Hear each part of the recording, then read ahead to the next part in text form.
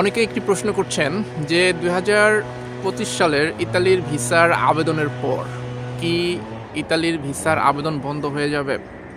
পরবর্তীতে কি আর ইতালিতে বাংলাদেশ থেকে লোক আনা হবে না? হাই এভরিওয়ান, আসসালামু আলাইকুম। শফিকুল ইসলাম বলছি ইতালি থেকে। আশা করছি সবাই ভালো আছেন। আজকের ভিডিওর যে বিষয়বস্তু সেটা হচ্ছে আপনার ২০২৫ সালের পর ইতালি সরকার কি আর কাজের ভিসায় বা ওয়ার্ক ভিসায় লোক আনবে? এই ধরনের প্রশ্ন আমি পেয়েছি এবং মাঝে মাঝে এই প্রশ্নগুলো আমি পাই। দেখেন, পরিসংখ্যান যেটা বলে ইতালির ভিসার পরিসংখ্যান, মানে ইতালির ভিসার আবেদন কবে থেকে শুরু হয়েছে না হয়েছে কাজের ভিসার জন্য, এটার পরিসংখ্যান যেটা বলে সেটা হচ্ছে অনেক আগে থেকে, প্রায় 1995 বা 90 সাল থেকে এই ফ্লুসির মাধ্যমে ইতালিতে লোক আনা হয় এবং সেটা কিন্তু কন্টিনিউয়াস একটা প্রসেস চলতেছে, প্রত্যেক বছরে কিন্তু এটা চলে আর কি। এখন যেহেতু চলতেছে তার মানে সামনেও চলবে এবং সম্প্রতি একটা আপডেট আমি পেয়েছি এবং সেটা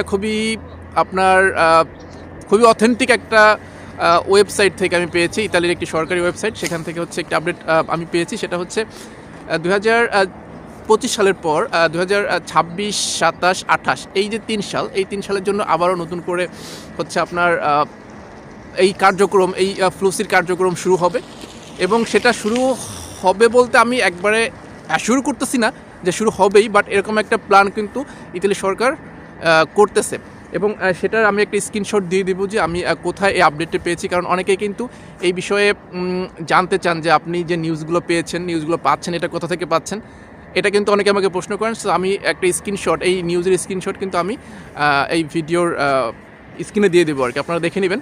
সো এটা নিয়ে আলোচনা চলতেছে, প্ল্যান চলতেছে যে 2025 সালের পরও আবারও নতুন করে 3 সালের জন্য, 26, 27, 28 এই 3 সালের জন্য ফ্লুসির প্ল্যান চলতেছে, ফ্লুসির পরিকল্পনা চলতেছে যে এই 3 সালের জন্য আবারও নতুন করে ইতালিতে লোক আনা হবে 26, 27, 28 এই 3 সালের জন্য।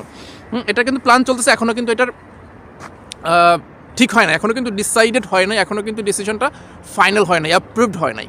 হ্যাঁ, এবং যদি এরকম হয় তাহলে কিন্তু অবশ্যই ভালো। এবং এর মধ্যে কি বাংলাদেশ থাকবে কি না, বাংলাদেশ থেকে আসলে লোক আনবে কি না ইতালি সরকার, সেটাও কিন্তু এখনও ইতালি সরকার জানায় না, যেহেতু এখনও এটা অ্যাপ্রুভ হয় না। যখন অ্যাপ্রুভ হবে তখন কিন্তু আসলে বিস্তারিত জানা যাবে।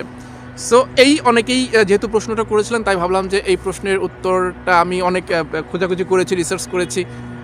যদিও পরিসংখ্যান প্রথমে বলেছি যে বিগত অনেক সাল থেকেই ইতালিতে লোক আনা হয় ফ্লুসির মাধ্যমে, যদিও বাংলাদেশ মাঝখানে ব্ল্যাক লিস্টে ছিল দীর্ঘ 8 বছর মেবি, তারপর আবার 21 সাল থেকে আবার তারা জমা করতে পারে, ফ্লুসিতে ইতালির ভিসার আবেদন করতে পারে, এখন তো করতে পারে।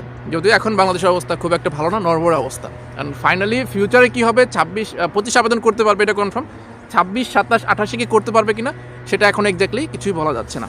এটা ফিউচার যখন আপনার এই জিনিসটা, এই প্ল্যানটা অ্যাপ্রুভড হবে তখন আসলে বলা যাবে যে বাংলাদেশকে আসলে ওই লিস্টে আছে কিনা। যেহেতু নন ইউভুক্ত দেশ থেকে হচ্ছে আপনার ইতালি সরকার লোক আনে এই কাজের ভিসায়, সেক্ষেত্রে যখন এটা অ্যাপ্রুভ হবে তখন ওইখানে নামটা তো অবশ্যই থাকবে যে বাংলাদেশের নামটা কি আছে কি না।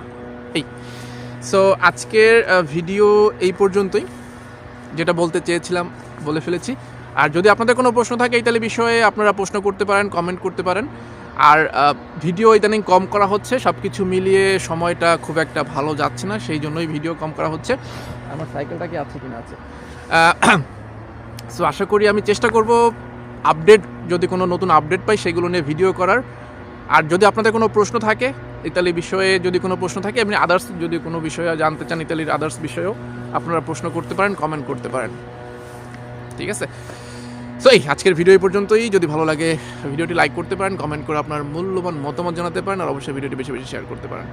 সো সবাই ভালো থাকুন, সুস্থ থাকুন, আল্লাহ হাফেজ, আসসালামু আলাইকুম।